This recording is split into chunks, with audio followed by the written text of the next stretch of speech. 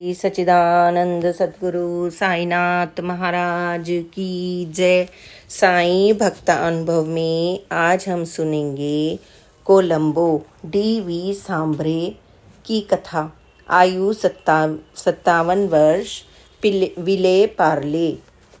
बाबा चिलम पी रहे थे और पास बैठे भक्तों को भी पीने के लिए दे रहे थे। मैं बीड़ी पिया करता हूँ। मैं बाबा से कुछ दूर सीढ़ियों के पास बैठा था। मेरी इच्छा बाबा की उस चिलम के 1-2 कश लगाने की हुई। जैसे ही मेरे मन में यह विचार आया, बाबा तुरंत बोले, अरे पूरा एकड़े लाव कशला वसला चिली दभा, अर्थात ए लड़के तुम यहाँ आओ, इतनी दूर क्यों बैठे हो, नज़दीक आओ, चिलम पियो। और मुझे चिलम थमा दी। मैं भी उस समूह में शामिल हो गया और कुछ कश लगाए।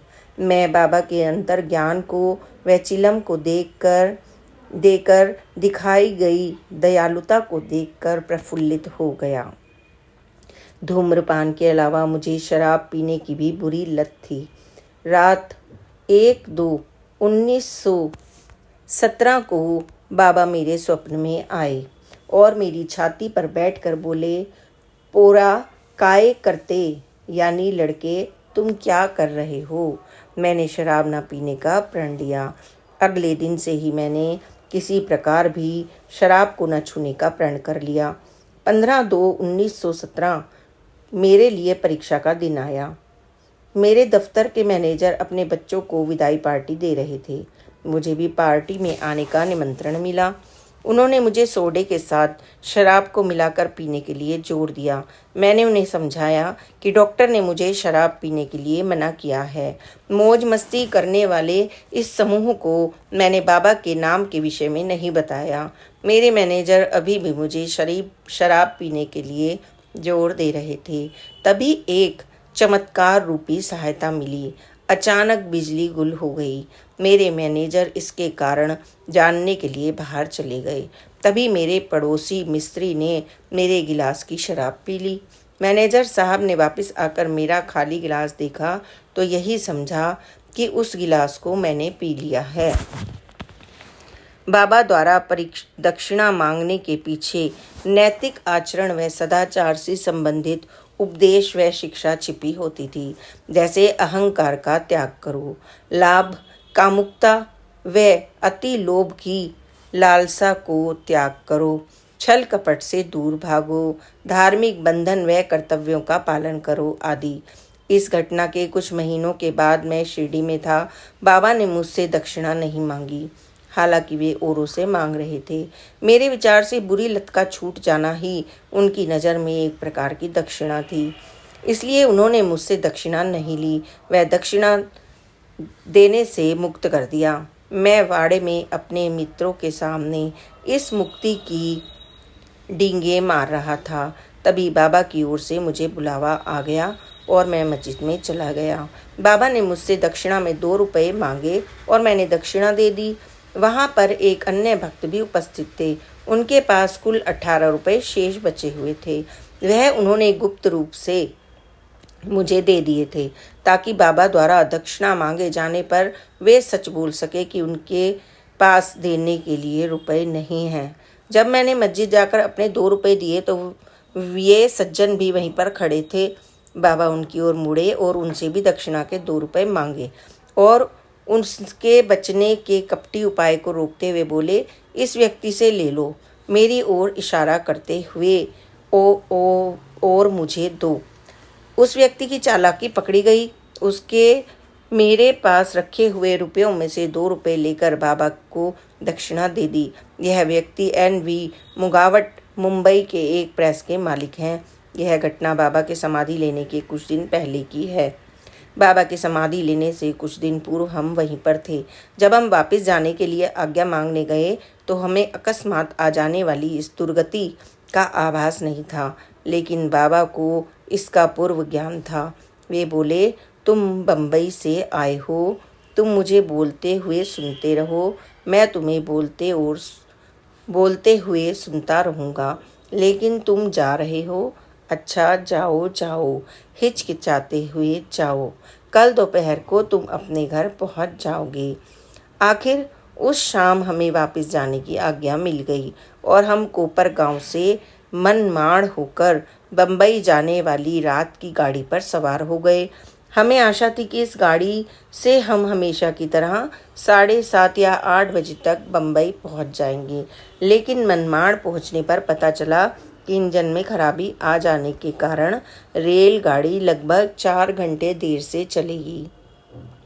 हमारे बम्बई पहुंचने पर दोपहर के 12 बज गए थे। बाबा का अंतर्ज्ञान या भविष्यवाणी सच सिद्ध हुई थी। कुछ दिनों के बाद बाबा ने समाधि ले ली। तब हमें समझ आया कि बाबा क्यों हमें जाने की आज्ञा देने में हिचकिचा रहे थे। यह अंतिम बिछड़ना था। लगभग 14 वर्षों के बाद एक रात बाबा मेरे स्वप्न में आए और कहा, लड़के तुम औरों को कहते हो कि मैं तुम्हारा गुरु हूँ, लेकिन क्या मैंने तुम्हें प्रसाद यानी दीक्षा दी है? फिर उन्होंने मेरे हाथ धुलवाए और मुझे मराठी के श्लोक का बार बार उच्चारण करने के लिए कहा, लेकिन नींद से जागने पर मुझे श्लोक याद नहीं आ रहा था। अब मैं उस श्लोक को याद नहीं कर पा रहा हूँ। 2 साल पहले मैंने जीवन के 55 वर्ष पूरे किए। हमारी कंपनी के नियमों के अनुसार 55 वर्ष के व्यक्ति को सेवानिवृत्त हो जाना चाहिए, इसलिए मैं सेवानिवृत्त होने की तैयारी कर रहा था। लेकिन तभी मैंने एक स्वप्न देखा। हमारे उच्च अधिकारी डायरेक्टर मेरे स्वप्न में आए और कहा कि तुम्हें कंपनी छोड़ने के लिए चिंता करने की ज़रूरत नहीं है। आज तक मुझे किसी ने भी सेवानिवृत्त होने के लिए नहीं कहा।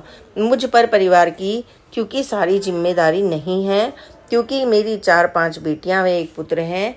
मेरे सभी कार्यकलापों का ध्यान स्वयं बाबा रखते हैं। मैं उन्हें किसी चीज़ के लिए प्रार्थना नहीं करता। उन्हें मेरी ज़रूरत का पता होता है और यह उन पर निर्भर करता है कि वे हमें हमारी ज़रूरत की चीज़ें दे देते हैं या नहीं। उन्हें जाकर प्रार्थना चीज़ों के लिए या कार्य आदि करके तकलीफ़ क्यों दें? क्या वे नहीं जानते कि हमें क्या चाहिए? या जानते हुए भी क्या वे हमें हमारे लिए लाभकारी वस्तु नहीं देंगे? और क्या हमें उसके लिए प्रार्थना करनी पड़ेगी? अपनी इच्छा के अनुसार जो कुछ भी वे हमारे लिए करते हैं, हम उसी में संतुष्ट व खुश रहते हैं। श्री सच्चिदानंद सतगुरु साईनाथ महाराज की जय।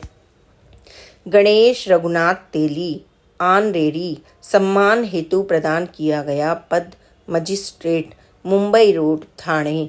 मैं साईं बाबा के पास सन 1914 या 15 में गया था। बाबा ने मुझसे दक्षिणा मांगते हुए कहा था, मुझे 1 रुपया दो आने और 6 पाई दो। मेरी जेब में कुल मिलाकर इतने ही रुपए थे। बाबा ने मुझसे यह राशि अपने अद्भुत ज्ञान के आधार पर मांगी। मैंने उन्हें ये रुपए दे दिए। उस समय मेरे साथ वहाँ पर एक नर्स भी थी जिसका नाम चंद्राबाई था। बाबा ने उससे 6-7 रुपए मांगे।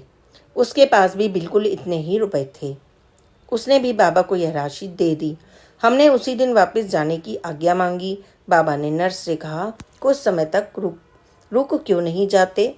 उसने कुछ पूर्व निर्धारित कार्यक्रमों में व्यवस्था के कारण रुकने में अपनी असमर्थता बताई और हमने उसी रात शिरडी से प्रस्थान किया। उसके घर पहुंचने से पहले ही चोरों ने उसके घर में घुसकर 500 रुपये का कीमती सामान लूट लिया। वह बहुत नुकसान भी कर दिया।